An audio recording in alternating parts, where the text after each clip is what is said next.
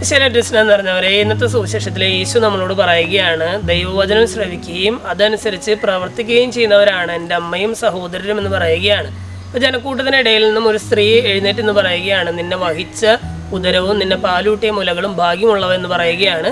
യേശു ആ സ്ത്രീയോട് മറുപടി പറയുകയാണ്, ദൈവവചനം കേട്ട് അതനുസരിച്ച് പ്രവർത്തിക്കുന്നവർ കൂടുതൽ ഭാഗ്യവാന്മാർ എന്ന് പറയുകയാണ്. അതായത് നമ്മൾ മറിയത്തെക്കുറിച്ച് ചിന്തിക്കുകയാണ്. ഇന്നത്തെ സുവിശേഷം വായിച്ച് കഴിയുമ്പോൾ മറിയത്തെക്കുറിച്ച് ചിന്തിക്കുകയാണ്. മറിയം ഈശോയെ ഉദരത്തിൽ വഹിച്ചവളാണ്.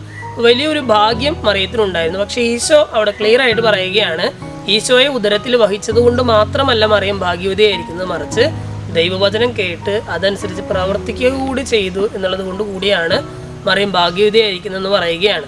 മറിയം സ്തോത്രഗീതത്തിൽ ഇപ്രകാരം പാടുന്നത് നമ്മൾ ശ്രദ്ധിക്കുന്നുണ്ട്. അതായത് ഇന്നു മുതൽ സകല തലമുറകളും എന്നെ ഭാഗ്യവതി എന്ന് പ്രകീർത്തിക്കും.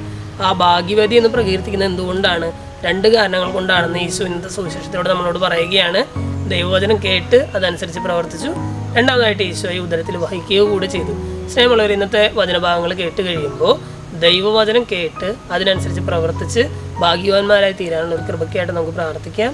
ദൈവം നമ്മെല്ലാവരെയും സമൃദ്ധമായിട്ട് അനുഗ്രഹിക്കും.